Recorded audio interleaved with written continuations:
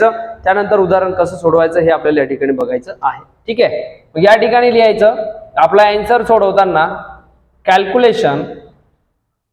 Calculation of coefficient of correlation. ठीक आहे, correlation. आता यांनी आपल्याला दोन सिरीज दिलेली आहेत, एक्स आणि वाय, म्हणजे मार्क्स इन स्टॅटिस्टिक आणि मार्क्स इन मॅथमॅटिक्स, अशी दोन आपल्याला काय दिलेले त्यांनी सिरीज दिलेले आहेत, किंवा आपल्याला त्यांनी काय दिलेले डाटा दिलेले आहे, त्यावरून आपल्याला हे सोडवायचं आहे. मग आपली कोणती मेथड आहे, कार्ल पियर्सनची मेथड वापरायची. मग याला दोन सिरीज मध्ये विभागणी करून टाकायची. इथे लिहायचं marks in statistic, mark in statistic. ठीक आहे, आणि इकडं घ्यायचं मार्क्स इन मॅथमॅटिक्स. ठीक आहे, अशी दोन भागामध्ये. याला एक्स म्हणू आपण मार्क्स इन स्टॅटिस्टिकला, इथे एक्स, त्यानंतर इथे घ्यायचा dx आणि त्यानंतर घ्यायचा dy. तसा इकडे y घ्यायचा dy, x dx, हा इथे dx चा स्क्वेअर आणि इथे dy चा स्क्वेअर, आणि शेवटी इथं जे आहे dx आणि dy लिहून ठेवायचं. ठीक आहे, मग x म्हणजेच काय, तर स्टॅटिस्टिकची किंमत लिहून घ्यायची. इथे किती आहे ती, 80. सांगा 55, जाधव सांग. 80, 55, 45, 60, 70, 65, 68, 75, 45, 65. तशीच व्हायची सांगायची.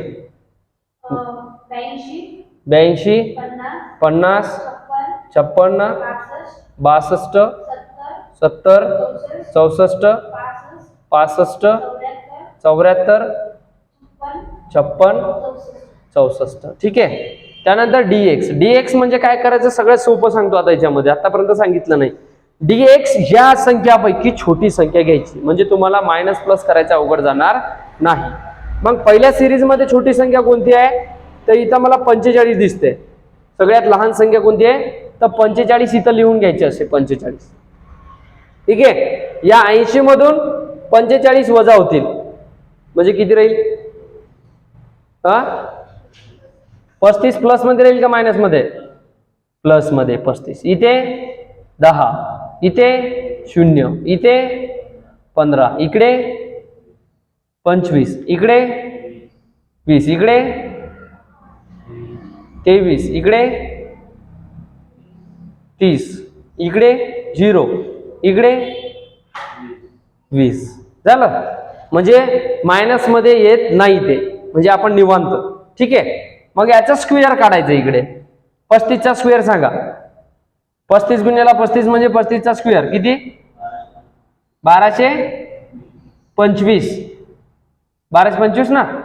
10 चा स्क्वेअर माहिती आहे आपल्याला 100, 0 चा स्क्वेअर माहिती आहे 0, 15 चा स्क्वेअर 225, 25 चा, 20 चा, 23 चा, 529, 30 चा 900, आणि 0 चा 20 चा. ठीक आहे, झालं स्क्वेअर. मग आता dy, इकडे dy कोणती संख्या घ्यायची, याच्यापैकी जी छोटी संख्या आहे ती घ्यायची. बघा 62 आहे, त्यानंतर 56 आहे, 56 नंतर 50, म्हणजे 50 सगळ्यात लहान संख्या आहे, ती 50 या ठिकाणी घ्यायची वरती. 50 या 82 मधून 50 वजा करायचे, म्हणजे किती राहतात, 32, इथे 0, इथे 6, इकडे 62 वजा 50 म्हणजे 12, 70 मधून 50 गेली 20, इकडे 14, इथे 15, इकडे 24, इकडे 6, आणि इकडे 14. बरोबर आहे का, पहा बरं, नाही तर बस चालू आहे 14 आणि 13 आणि 15 आणि बस खतम. असं नाही व्हायला पाहिजे. dx स्क्वेअर, 32 चा स्क्वेअर सांगा, 1024. 0 चा स्क्वेअर सांगा तो 0, 6 6 36, 12 चा स्क्वेअर, 20 चा स्क्वेअर, 14 चा स्क्वेअर, 15 चा स्क्वेअर, 24 चा स्क्वेअर,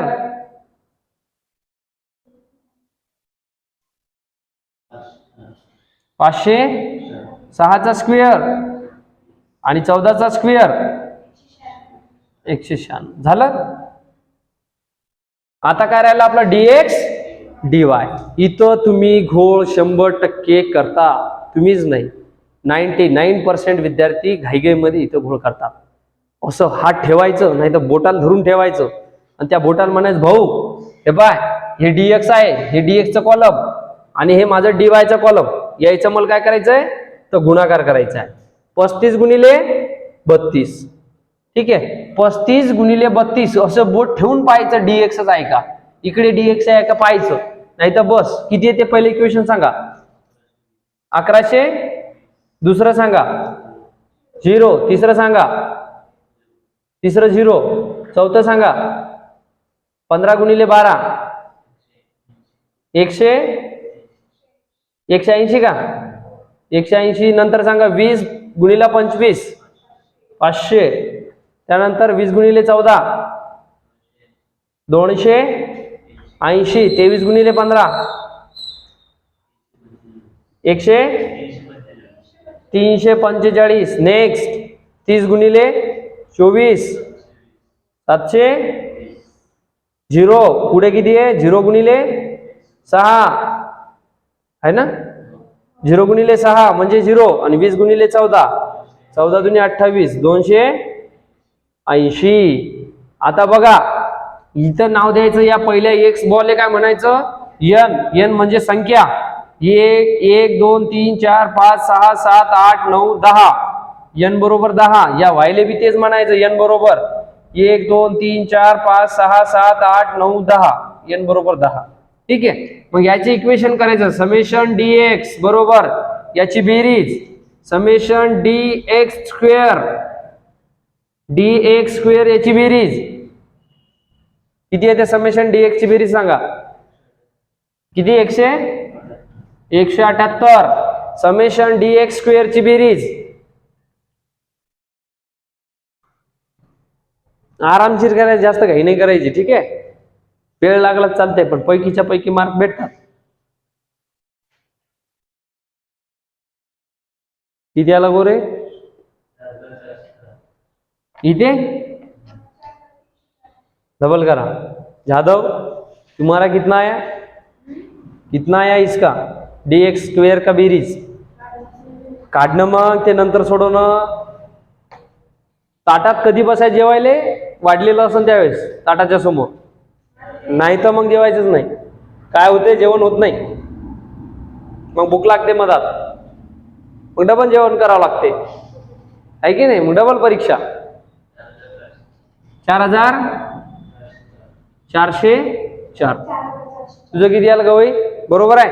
याने इकडे काढलेले आहे डीवायच बघा समेशन dy बरोबर 32 अधिक 0 अधिक 6 अधिक 12 अधिक 20 अधिक 14 अधिक 15 अधिक 24 अधिक 6 अधिक 14 बरोबर 143. पुढचं आहे dy समेशन dy चा स्क्वेअर किती बेरीज येते बघा 1024 036 144 400 196 225 576 36 196.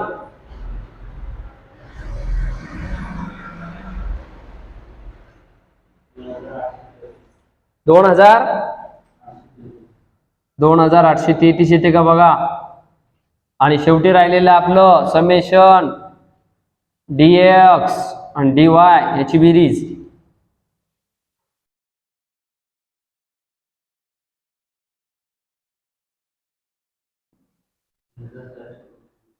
तीन हजार 425 बरोबर येते का गवई.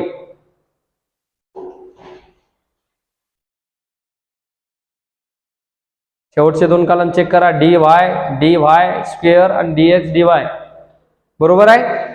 ठीक आहे, मग असं झाल्यानंतर काय करायचं सगळ्यात महत्वाचं आपलं सूत्र कोरिलेशनचं कार्ल पियर्सनचं सूत्र वापरायचं. सगळ्यात सोपं सूत्र आहे, पाठ करताना अवघड वाटण मोठं आहे. ठीक आहे, पण लगेच समजते. मग इथं लिहायचं कोरिलेशन बरोबर काय करतो आपण एक रेष मारायची अशी.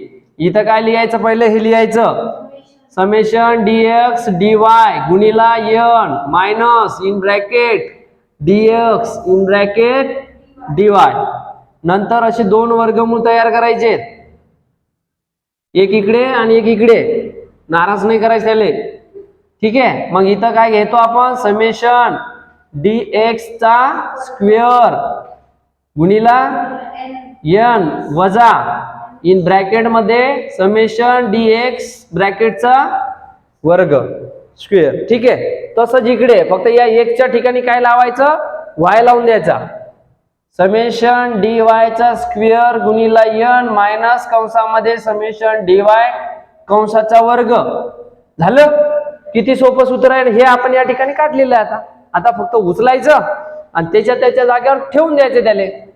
मग समेशन dx dy किती आपला 3425, n किती आपला 10 मायनस dx किती काढला आपण इकडे, dx 178 काढलेला आहे, dx 178, dy किती काढलेला आहे आपण 143. आता ब्रॅकेट मध्ये समेशन dx स्क्वेअर किती काढलेले आपण, dx स्क्वेअर काढलेले आपण 4404 गुणिला n मायनस इन ब्रॅकेट मध्ये काय म्हटलेलं आहे आपल्याला, dx म्हटलेलं आहे फक्त, कंसाचा स्क्वेअर आहे. मग dx किती आपला 178 आणि त्याचा स्क्वेअर. मग तसं आपल्याला इकडे dy काढायचं आहे. dy चा स्क्वेअर कुठे आहे, इकडे. किती आहे तो 2833 गुणिला 10 मायनस मध्ये काय सांगितलेलं आपल्याला, 143 म्हणजे dy 143 चा कंसाचा वर्ग, ठीक आहे.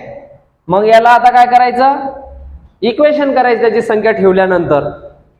मग वरती बघा इकडे 34 25 एक वरती 0 मायनस 178 गुणिला 143 किती येतात,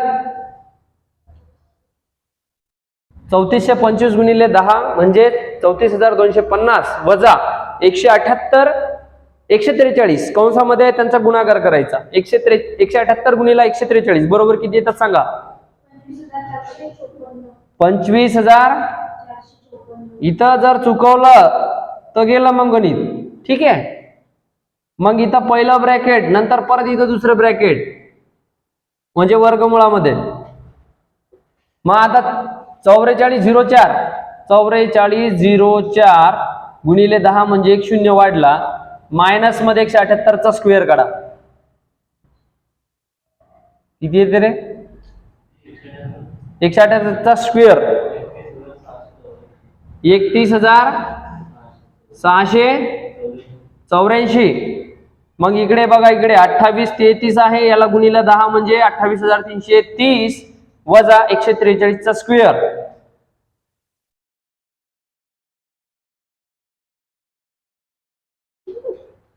किती येते,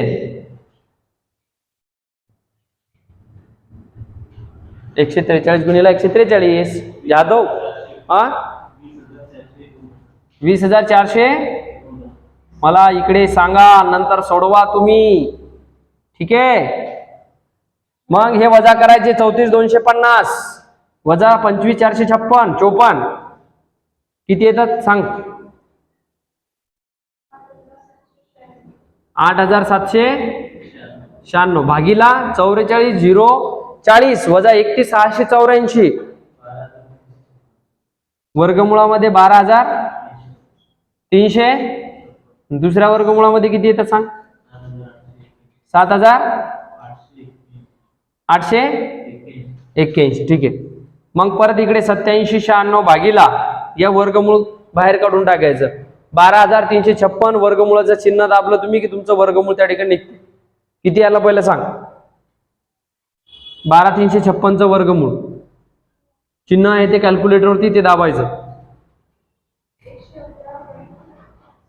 111.16 गुणिला 7881 चा स्क्वेअर वर्गमूळ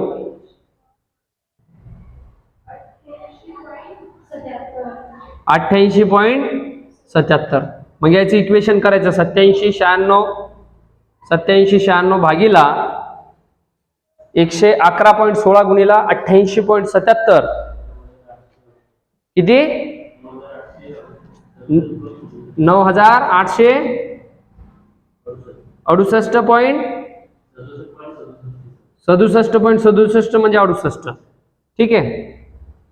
किंवा 67.67 पेक्षा 0.89 मायनस वगैरे आहे का नाही. ठीक आहे. मग असं आन्सर आलं की याला लिहायचं आपल्याला काय लिहितो आपण, देयर इज पॉझिटिव्ह कोरिलेशन. ठीक आहे.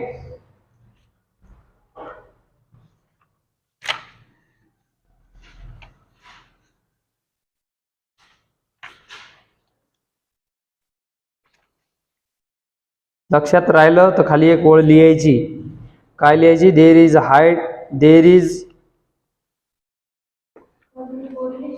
There is positive correlation between, इथं लिहायचं there is positive correlation between काय आहे आपलं, मार्क्स इन स्टॅटिस्टिक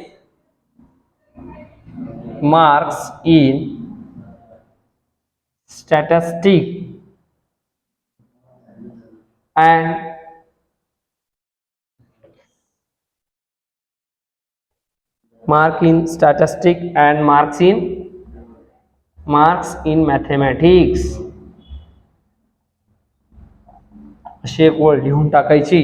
ठीक आहे. जास्त न काही लिहिता एक ओळ लिहून टाकायची. लक्षात राहिलं तर, नाही लक्षात राहिली तर तुम्ही नाही लिहिलं तरी चालते, काही अडचण नाही. काही अडचण याच्यामध्ये असेल तर विचारा. ठीक आहे.